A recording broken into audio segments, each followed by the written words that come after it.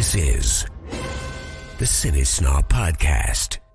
Hi there. Welcome to episode 234. 234 of the CineSnob Podcast. I'm Jerrod Kingery. I'm Cody Villafana. You know, that does remind me, when you have those numbers in a certain order like that, 2, 3, 4, have you ever heard of San Antonio being called Countdown City because the area code is 210? Yes. Someone told me that once, and I was like, I've never heard that in my life. It was just a couple of years ago that I heard. Yeah, that. it's a recent development for sure. It is not something that I think anyone grew up with. Of the non-Gen Z. I think this is a very Gen Z term. You know, this is how old I am. When I was a child, probably around 5 years old, is when the 210 area code was developed, and we were 512 in San Antonio. So we shared that with Austin. What's the second area code there now? I know there's a second one. Is it 832 or something like that? I don't know what it ended up being. To be honest with you, You don't know anybody that has the other area code? no, I don't. I'm gonna look it up. It's 726 is the new area code. I don't think I've seen that come up at all. Honestly. Really? Yeah. Oh, so 210 was split from 512 in 1992. Wow, I thought I was way younger than that when that happened. Here in Austin, we have 512 and we have 737. And that's how you know, like, when there's a new phone number. The airplane city. I flew on a 737. Southwest Airlines uses those. Hooray! Hell yeah. I mean, not that you never dial an area code anyway, unless you're flat out typing a number. But shit, these days you can't even when you're local, you can't even type out a 7-digit number. You have to type in the area code even if you're within the same area code. Well, yeah, that's how that works now. Well, yeah, so of course you're dialing area codes. Oh, no, well, I thought, well, yeah, you're right.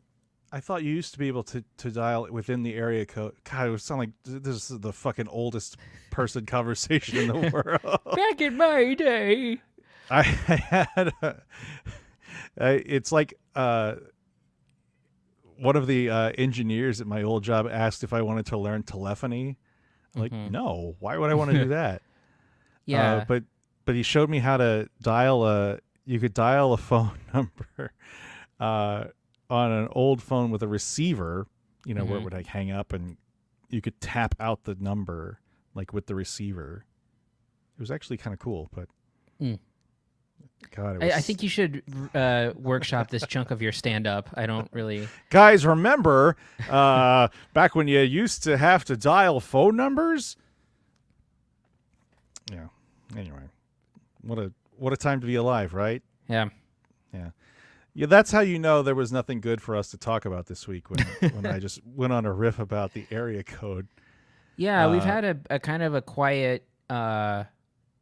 after, I think maybe after post Oscars and everything that came with it, I think the movie world sort of took a little bit of a break for this past week, and there wasn't a ton of stuff. Yeah, there's always the stuff that comes out. I have something we could talk about. What's that? The Bijou. Oh, I totally wanted to talk about that, and I totally whiffed on it. But yes, for San Antonio moviegoers, Lost. It wasn't really an art house anymore, but it was one time known as the art house in San Antonio. That being the Santikos Bijou Theater at what is now Wonderland of the Americas Mall. Yeah. Was it? It just did it. It was a surprise. So you sent me a picture of it, like a closed sign. Did you find that, or was that something you stumbled across while you were there? I was at the mall. I was going to the record store, record shopping in the Wonderland Mall, and I looked down because I always look down and check the Bijou out and see what's playing and stuff. And And I looked at the marquee at first, and I was like, "This is weird. There's no new releases." And then I looked, and then I saw the gate was up and it was closed. And so I went record shopping, and then went downstairs to see what was going on. And then I saw the sign and took a picture and posted it. Oh wow! So yeah, I'd walked by there a few months ago, and it was closed, but I didn't think anything of it because I think it was early in the day. Mm-hmm. Well, yeah. So when it reopened for the pandemic, it was no longer a independent theater, and then for a while there, they were only opening it on weekends, and then I think they were limiting the show times even more. I mean, yeah, we can get into it, but I don't think they fought very hard to keep this alive, if you ask me. There's the rumor that I've seen, and it kind of plays out in the same way as what I believe is their model, is that it was the last of the theaters that they actually don't own the property of or for. Sure, that makes sense. That makes sense. Like they weren't, it's a mall theater, and I don't think that was the last of the mall theaters in San Antonio. Mm-hmm. Well, River Center. Oh yeah, is that one still open? I thought they closed that. No, River Center's still or there. No, they closed the Comedy Club, didn't they? Yes, Comedy Club is gone. The theater's still there. I forgot there was an AMC theater in there. I mean, the IMAX. It's the only AMC in town. Oh really? Oh yeah, because the Huebner Oaks turned to It's Regal now. Regal, yeah. The mall theater by us went from a Regal to an AMC. Strangely enough. Yeah. You know, it's weird. You know, the past few years have been unkind to specialty theaters in San Antonio. Fiesta 16 closed down a couple of years ago, which was our dollar theater, and we don't have one of those anymore because the other one that was there, the Cinemark, is now a first-run theater after it was remodeled. The really? One off 410, yeah. Oh man, that was the dollar theater for like 30 years, and yeah, well, they fully remodeled it, and it's a first-run theater now. So we don't have a dollar theater anymore. And then, more importantly, is that we lost the Bijou, which had been, I think, an independent theater for close to like 20 years at this point, and it was the only theater in town. And I obviously went there a lot, and it was never the nicest theater, but it had a certain charm to it that it was the only place you could get certain things. Like, I mean, it was all independent films for the longest time. Like, no blockbusters, no summer movies, no nothing. It was all independent foreign films, documentaries. You know, it had this sort of it was the only theater in town up until Draft House came around that had like wait staff and an in-theater service.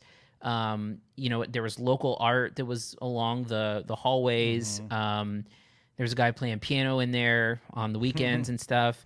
And it was the place to go in town when you wanted to see independent films. And, it was never super crowded. The crowd always skewed older in the demographics, but it was a place that was, I think a lot of people who frequented that theater had a really deep admiration for it, warts and all.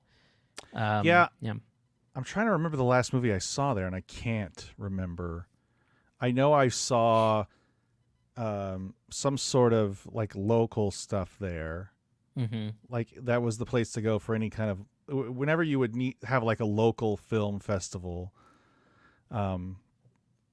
At a real theater, so to speak, that was the place you'd see it. I do remember seeing Twister there, and I mentioned that on our pal Kiko's Facebook post.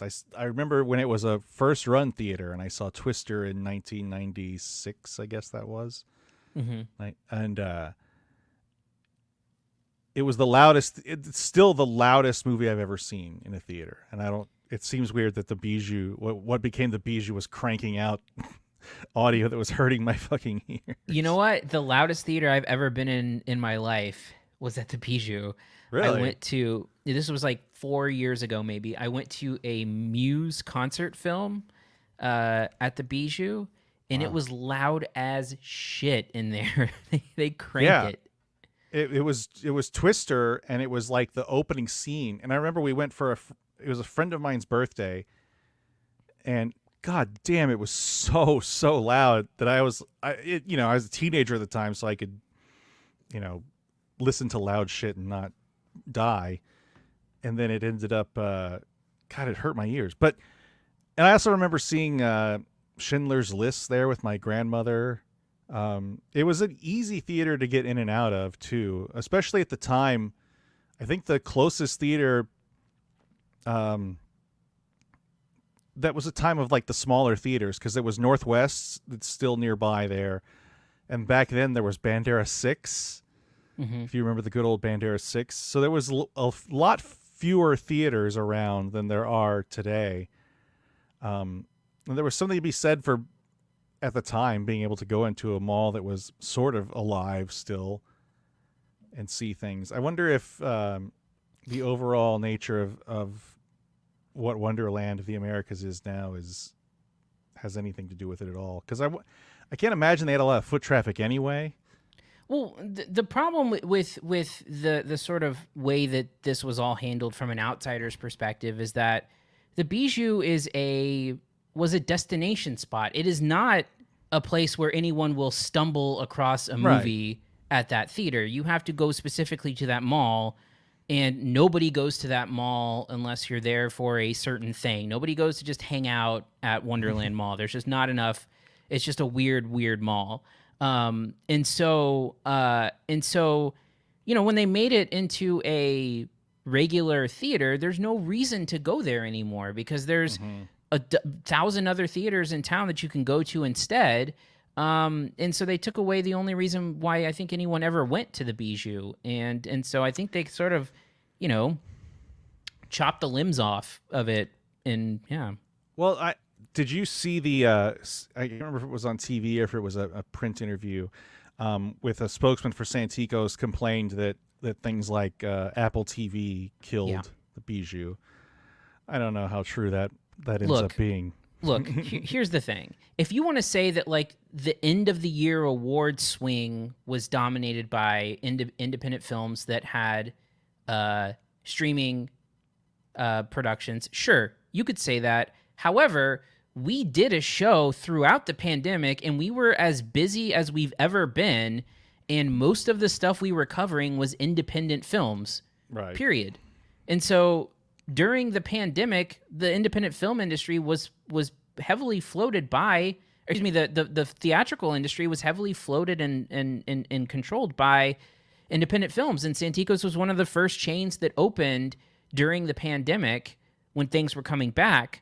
I just don't buy that as an excuse. I mean, I think if anything, independent film when studio films were slowing down, independent film was not. Go back and look at the last couple of years of our podcast, and you'll see that. So, right.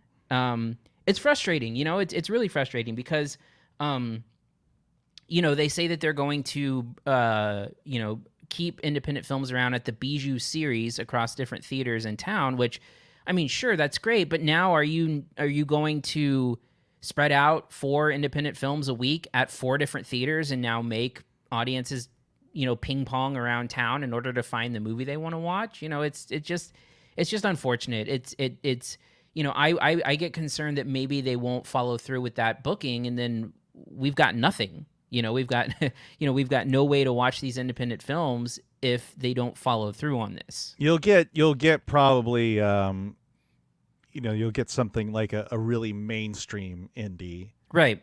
Like Everything Everywhere All at Once, which we're going to talk about. You'll get that. You'll get an A24 booking at fucking Cibolo that they'll call the Bijou series, and that'll be that.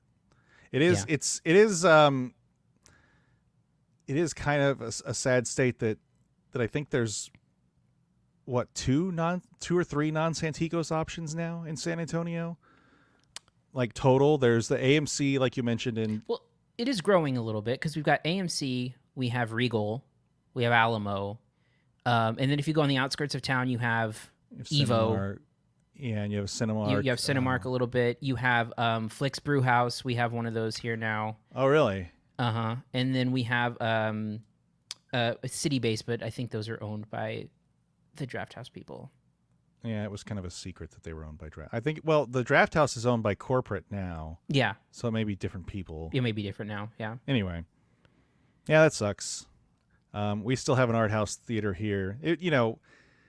It's like I'm surprised Fiesta didn't last there as, a $/ art house theater or something. Especially since, for whatever reason, Santikos has kept Northwest alive despite its terrible location. Yeah. And now they took over the old Alamo Draft House West Lakes. Oh, yeah. Yeah, I'm not fond of that, but that was a pain in the ass to get to as well. It's just a weird like being in San Antonio and having our movie theater situation be so backwards. It just sucks. I mean, they certainly are not making it easy on us to do anything other than watch new releases in theaters with fucking recliners, and that's about it. That is the sad part of the theater industry, is that while stuff is getting better, like they're really upgrading like the viewing experience, it really dumbs down the level of things you get to watch. I mean, there's still plenty. I'm lucky to still have plenty of things around here. Like there's a very nice AMC at the mall right here, which is literally right across the parking lot from an Alamo Draft House, where I can go see things like Everything Everywhere All at Once and a little more nuanced fare. Yeah. That's where I saw like the Logan Noir. Oh, yeah. They do the special events there. Anyway, R.I.P. Bijou. Long live the Bijou series that won't amount to anything. Or you got to go to Cibolo or Casablanca, one of those two, right? Something like that. I mean, I don't know, man.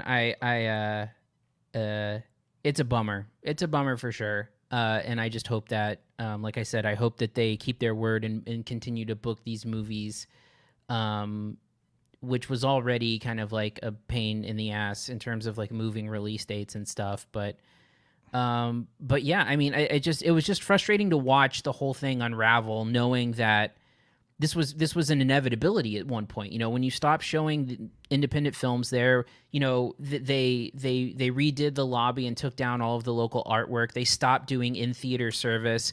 And then the final blow, the last time I was there, they had redone the lobby, taken out the kitchen, and all they had was like nachos and hot dogs and popcorn. And this used to be a place that had a full menu with wait staff at it for a long time. And so at that point I was like, okay, this is, and the crazy thing is they just remodeled the entire theater like a couple of years ago. They dumped a lot of money into it and then they just let it die. Just a sad state of affairs. I'm curious, since the infrastructure is still there, if somebody else will take it over. I mean, they Balcones Heights owns a big chunk of the mall, and they've already said stuff like they're already looking at other options that might be more profitable. So I'm sure they're going to turn it into a fucking laser tag place or something like that. One of those blacklight golf places. Yeah, I wouldn't doubt it. It's fun, at least. So. All right, let's go ahead and move on to reviews. What do you say? Yeah. Here are this week's reviews. First up, we have Everything Everywhere All at Once. Mrs. Wang. Mrs. Wang. Mrs. Wang, are you with us? I am paying attention. Now, you may only see a pile of receipts, but I see a story. I can see where this story is going. It does not look good.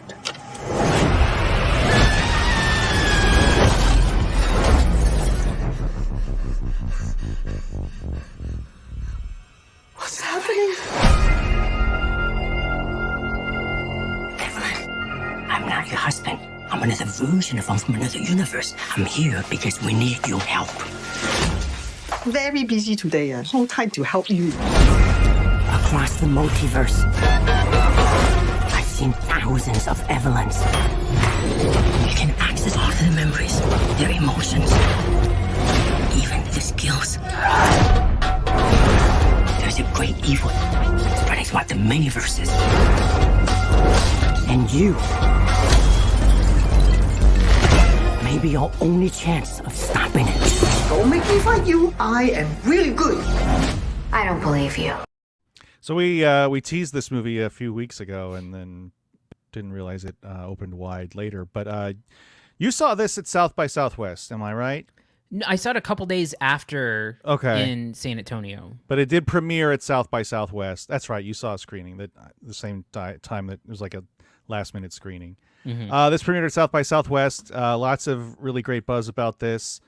It is a film from Daniels, which is a directing duo, Daniel Kwan and Daniel Scheinert, I guess is how you say it. They did Swiss Army Man, which I haven't seen. Mm-hmm. But it's known as the farting Daniel Radcliffe corpse movie. Yeah. Anyway, tell us about Everything Everywhere All at Once, Cody, and what you thought of it.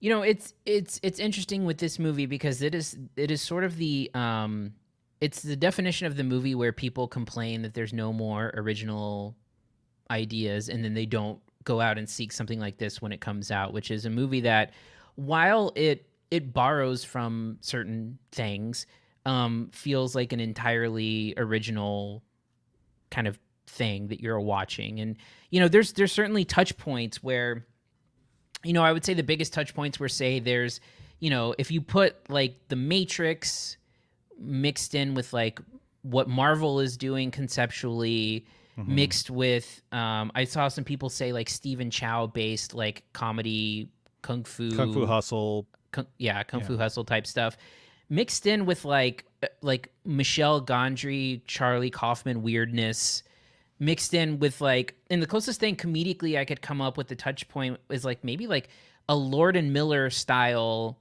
like very like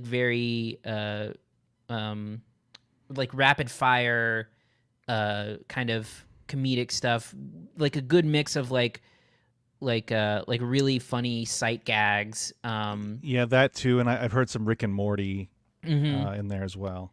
Yeah, and if you put that all in a blender, you sort of get some elements of what you're getting with this movie, which is just, it's just insane. I mean, so, you know, at its core, it's really about, you know, a family where things seem to be falling apart, and it's like a high concept movie where this sort of idea of a multiverse is introduced, and you know, there's different versions of Michelle Yeoh's character who made different decisions at different points of in her life, and now they're trying to stop kind of like an evil force, and that's really a very much of an oversimplification of it, because it really is this complex movie about, you know, life and little decisions and regret and family dynamics and a mother and daughter story, and I think a lot of like cultural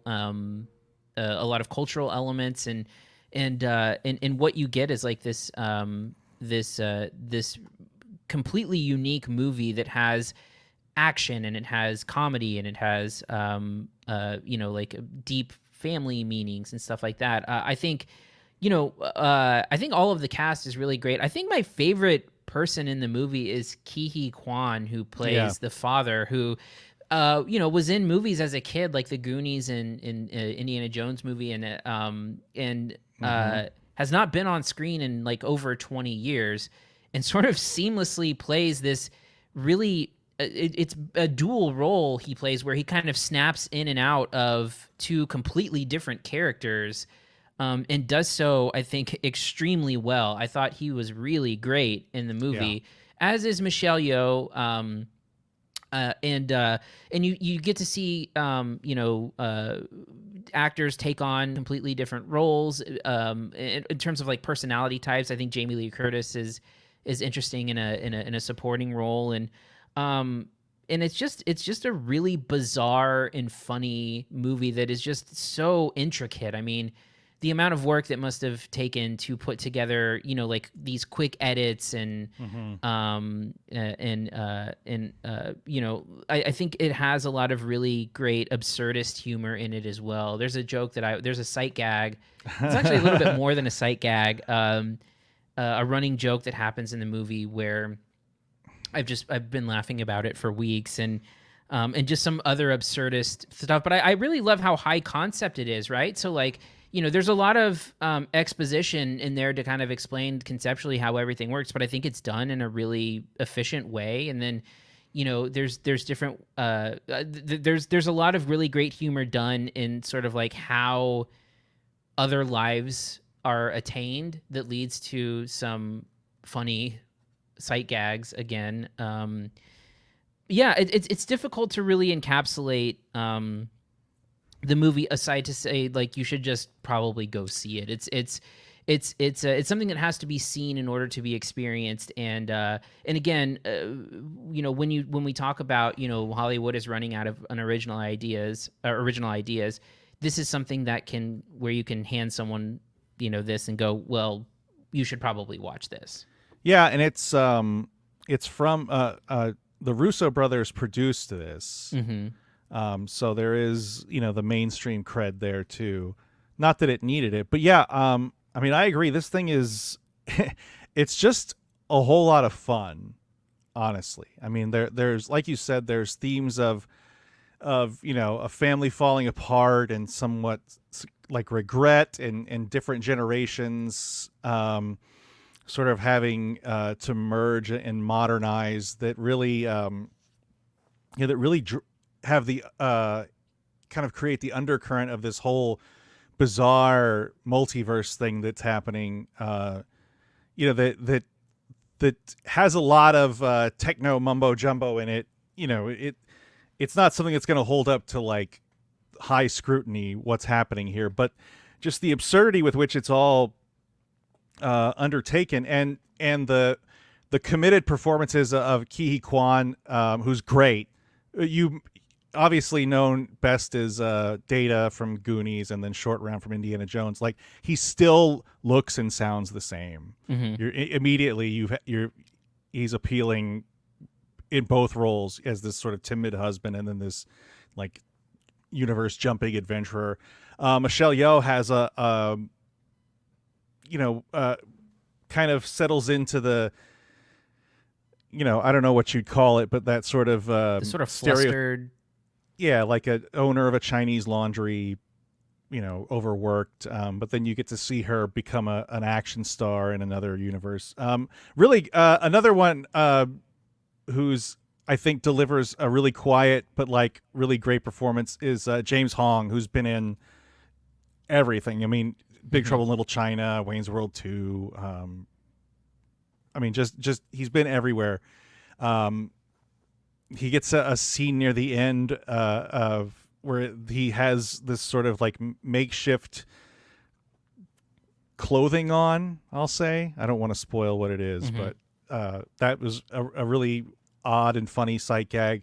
Like you said, there's a running joke in here. There's at least one running joke in here that's hilarious, referencing a Pixar movie. And that's the thing, and I think that's where you really hit it, the Lord and Miller and the Rick and Morty style, where there's like a tossed off joke that feels like just feels like a funny non sequitur, right? And then it gets a whole plot line in the film. Yeah. The movie, it you know, by the time it trots that little part out, it's like, holy shit, this thing is really balls to the walls insane. And just committed to being as funny and as weird and as just off the wall as possible, and not in a bad way. You know, not in a like, you know, you're not it's, and I don't want to say bad that I don't like it, but you're not watching. You're not watching like Annihilation here, where it's just gets fucking weird and you don't have any idea what's going on. You know, this gets weird, but it gets weird funny. And not that I dislike Annihilation, but that's like you need drugs for that movie. Yeah. This one you don't. But yeah, I mean, I've been looking forward to this one for a long time, and it did not disappoint. Yeah, I think it's weird in a way that feels stylistic and and unique versus feeling like forced, like feeling like it's just weird for the sake of being weird. It's like, no, this is a stylistic characteristic. This is a unique voice that like I mean, I don't really think that there's anyone making movies like this. I mean, I think it's just they're just bizarre, weird, funny, like probably shouldn't work, but does work kind of thing. I mean, it just has the utmost confidence in itself, and it just barrels through it. You know, I think of like the Lord and Miller thing. I think is really apt. I think really a lot of 22 Jump Street when I think of this movie. Just it shouldn't work, but it does. The Lego Movie also, like it's just full of confidence and barrels over any sort of objections to what you know, anything that might not make too much sense along the way. I mean, I think you know, and there's a lot of Mandarin in the movie, so there's a lot of subtitles, so it requires a little bit of effort, but I think it's really worth it. Yeah. Anyway, what's your grade for Everything Everywhere All at Once, Cody? Yeah, you know, I think I could eventually get up to an A-. I don't know that I'm entirely there yet, but and if anything, I mean, for sheer audacity, I think you could make a case for it. I'm going to go with a B+, but I mean, that B+ A- line is very thin here for me. I'm going to go with an A. I just had the best time. I can't wait to see it again. I think it's one that will be really rewarding with rewatches because it's so densely packed with stuff that I think you're bound to find stuff that you didn't quite clock the first time around. And you know, one of the things I was thinking of in rewatching this little trailer we played, it shows its cards early, like as to what is happening. Yeah, there's so it's not like there's basically like a 10-minute prologue, and then once you get out of that prologue, you're right in it. It's but really like well paced. But there's no like what I mean. There's no mystery, right? Like, it's not like you're going to get spoiled watching it again, you know, and it's all going to fall apart. Yeah, like 10 to 15 minutes in, you know everything that's going on, basically. Yeah. All right, let's go ahead and move on to our next movie, Ambulance. Officers down in front of the bank. Automatic weapons being fired. Easy. You want to drive or can I drive? Bank robbery suspects have taken an ambulance. I got a cop shot. Gotta get him to the hospital. We doing hostages now? I came to you for a loan. You're my brother. Have I ever gotten you anything that I couldn't get you out of? Lock everything down. We're just trying to get home. We don't get to walk off into the sunset. I have a plan.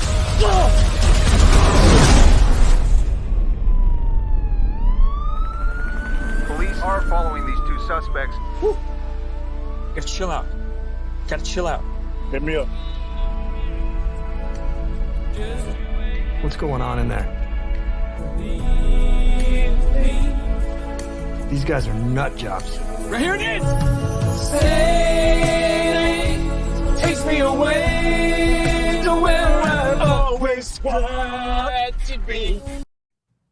The trailer undercuts a little bit of the sort of tension of the movie there with that singing scene, but this is the latest film from director Michael Bay, and so far, I believe his or officially his highest rated film on Rotten Tomatoes.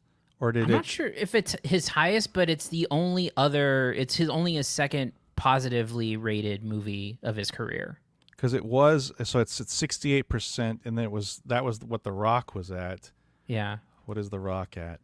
The Rock is also at 68%. So yes, tied with his best critically performing film. So there's a lot of takes on this right now. Yeah. Cody, what is yours on Ambulance? So, you know, you mentioned that there are a lot of takes, and it's been very interesting to see a lot of people be defensive or come to the defense of Michael Bay in the case of this movie, you know, talking a little bit about how, you know, for better or worse, it's entirely, you know, a singular vision. A lot is being made about the budget of the movie, which was only $40 million, and I technically speaking, I mean, it's all on the screen, and it's he makes a good amount of work out of it, but again, for better or worse, it is a Michael Bay movie, and I think your mileage is entirely dependent on how much Michael Bay you can handle. And for me, it's not a lot. It is sort of like, again, because Michael Bay can't make a movie under 2 hours. It's like almost 2.5 hours long. And it is most of the time just, sort of like balls to the wall car chase for most of the movie. The movie goes, it's a guy who needs some money for medical bills, decides to hook up with his brother and try and rob a bank. The bank robbing goes awry, and they end up hijacking an ambulance that has an EMT in there, and basically they're also trying to keep a cop alive while also trying to get away while they're being chased by a number of different law enforcement agents. And that's really the most of it. I think I'll start with the acting, because I think the acting across the board is good. I think every main actor in here is convincing. I think Gyllenhaal has been better, but I think he's solid. You talked a little bit about how there was a character in Morbius who didn't quite have the weight that they needed to maybe pull off the role that they were in. Mm-hmm. And I think Eiza Gonzalez, I don't know how to say her name, Eiza Gonzalez, I think does pull it off really well. I think she's actually very good. I think she's the best part of the movie. I agree, playing the EMT. But it's undercut by the Michael Bay of it all. And I think it's just that typical thing where like the camera never stops moving no matter what's going on. There's no static shots. The camera's always moving. There are and maybe we have a differing opinion on here, they are the most obnoxious drone shots I've ever seen in a movie. I was impressed by it's some very impressive drone work. Your mileage may vary. I mean, Bay has clearly, like, 3 seconds is his max length for any shot. Yeah. But there is some really impressive drone work in here. There is a lot of it, and it's very in your face a lot of times. But to me, it's so pointless. Like the way. No, I get it. Like the way that, like, you see it a little bit in that clip where there's like 3 or 4 shots of like going down a building and then coming back up and shit. It's like, why is this needed? I get it. And the story is just dumb. It needlessly complicates itself. It introduces characters that don't really matter. There's little details of things that don't matter. There's a surgery scene that makes no sense. There's just a bunch of like, it's so over the top. It's so excessive. Every single thing that happens in it feels like it's just, for me, it's just punishing. And I don't think in a way that, are there like tense, intense moments? Yes, absolutely. It's also 2 hours of hitting the gas and never letting up. And to me, it's exhausting. And it's especially like when you mix 2 hours of, 2 hours of like an intense story mixed in with the like type of filmmaking it is, which is that constant cuts, cameras always moving, drone shots, if you have a scene with 2 characters talking, the camera's just moving around them at all times, or they're moving. It's that stupid circular shot that Bay has been known for. And it's just like, can we just get a break for 1 second? Like, can you just like keep the camera still for a moment? And the answer is no. And so for me, it was just too much. It's so over directed. It's so much that it just was not for me. I see everything you're saying, and I agree with some of the stuff that you're saying. However, at the end of the day, I enjoyed it.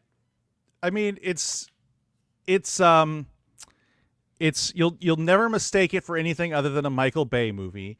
I believe there's only one explosion, which may be because it's a $40 million movie, which is still seems cheap for Bay. That said, it's probably the cleanest story he's done since something like the first Bad Boys. And to be honest, I liked the first Bad Boys when I saw it.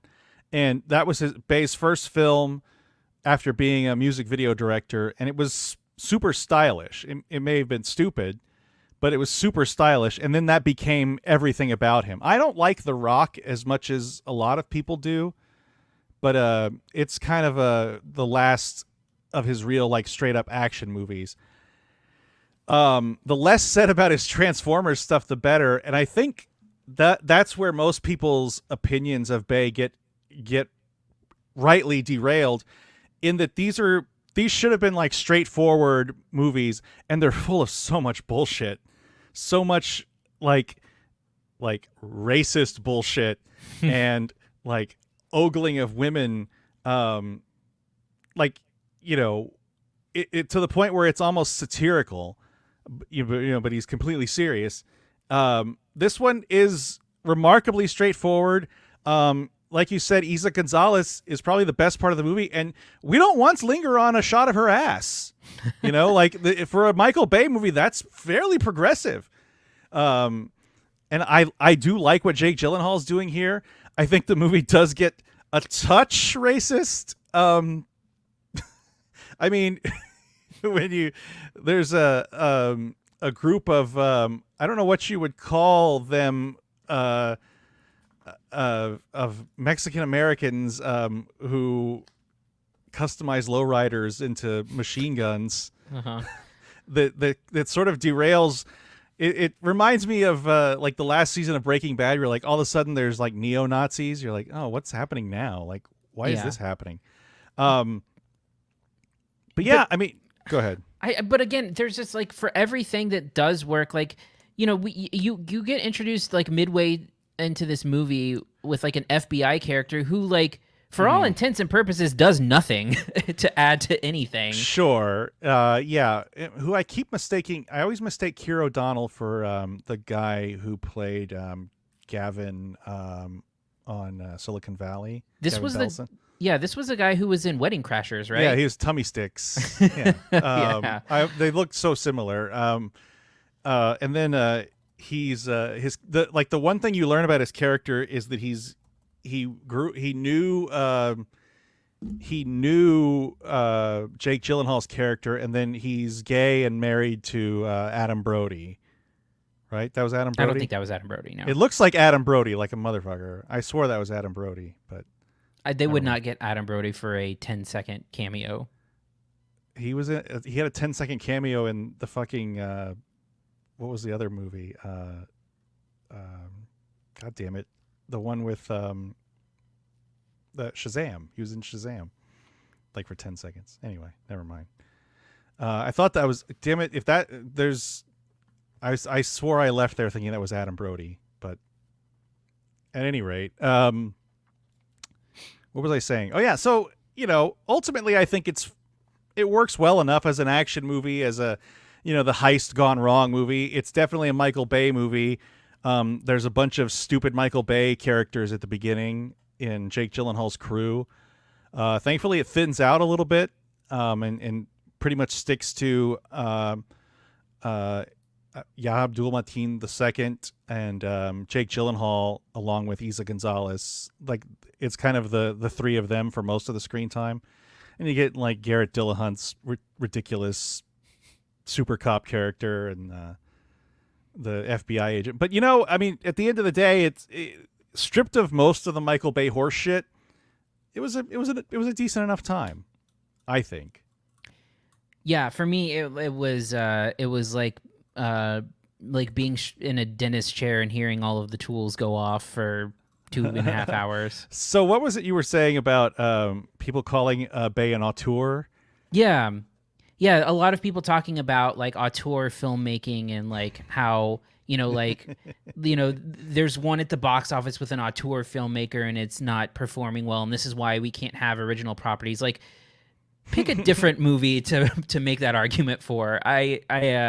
You really want to take a guy who has had one positively reviewed movie, who is known for just making trash, and this be your big defense of like the mid-level budget movie original property not succeeding. Like, take Everything Everywhere All at Once and get behind that as an auteur filmmaking thing, not what you get here, which is like Michael Bay restrained from maybe his bad habits, but not restrained from the punishing, aggressive, overly directed filmmaking. Sure, yeah. So those drone shots were just pissing me off so much. There's some that are pointless as shit. There's some that are really well done though. Like there's a lot of interior drone shots which are crazy. That always seems crazy to me. Those are great. The ones that are going up the buildings are pointless. I get it.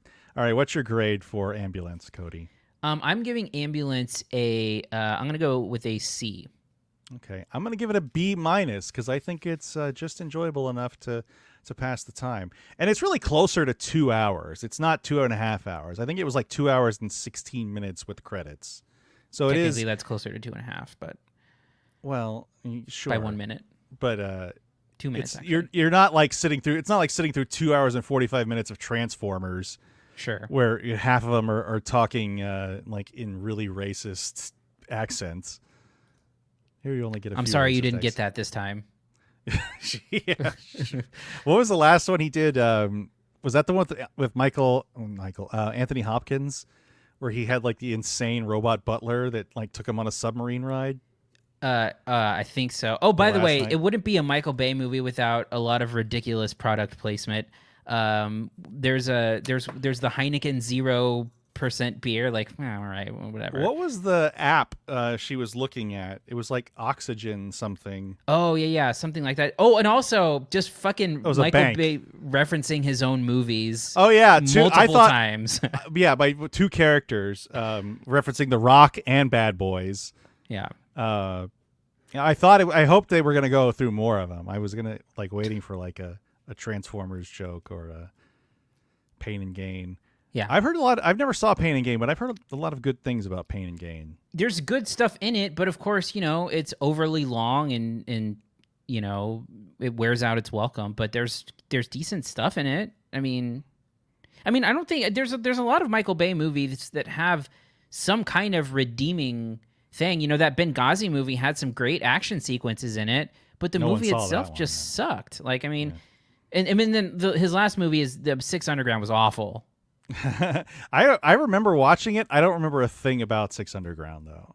I remember a little bit about it, but not enough to where I could tell you anything. A pool being shot, and something else with like Ryan. They were all supposed to be dead, right? They had all. Yeah. Who was the like the audience surrogate in that? Because there's like someone who dies, like whose character. I can't quote, remember. Die. Fuck, man. I don't remember anything about that movie. All right. Well, that's going to do it for this week. Cody, is there anything next week? I have no idea what's coming out. I think we're probably going to take the week off because the major release is Fantastic Beasts, and I have not seen any of those movies except for the first one. Yes, I only saw the first one, too, and I missed the screening of this one. They screened like 2 weeks ago, which is crazy. Yeah. It seems like a bad time to be advertising a J.K. Rowling movie. Yeah, no like, kidding. So heavily with her name. Like, yeah. Can we just leave her off? Yeah, and there's also Mark Wahlberg, Father Stu is out. I think we'll just skip and prepare for the next week in which we have two major movies coming out, which will be The Unbearable Weight of Massive Talent, which I saw at South by Southwest. I'm very curious to see what you think of that one.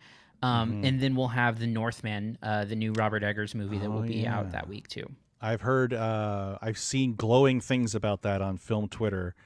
I'm seeing it tomorrow. I take that with a grain of salt, film Twitter, but especially early film Twitter. I have a screening of that. I don't know if I'm going to make that because I have a screening of that like coming back from a flight on Wednesday. So I don't know if I'm going to make that one. We'll see. If not, I'll have to wait. All right. If you want to reach us, you can email us at podcast@cinesnob.net. Find us on Twitter at CineSnob, Facebook, CineSnobNet. youtube.com/CineSnob. Cody, I looked at the StreamYard here. There's a ton of rambles in there. Yeah. Yeah, we are fully back in action. Ramble Radio Tuesday, Friday, regular Ramble Wednesday. Some of our other Good Willow Hunting will eventually come back, I think. And yeah, if you're out there listening and you have not yet rated us and given us a positive review on Apple Podcasts, we would greatly appreciate it. It goes a long way. Yeah. All right. Anything else before we go? No, I think we're good. All right. On that note, I am Jerrod Kingery. I'm Cody Villafana. Thank you for listening to the CineSnob Podcast. To read reviews, interviews, and more, visit cinesnob.net. See you next week.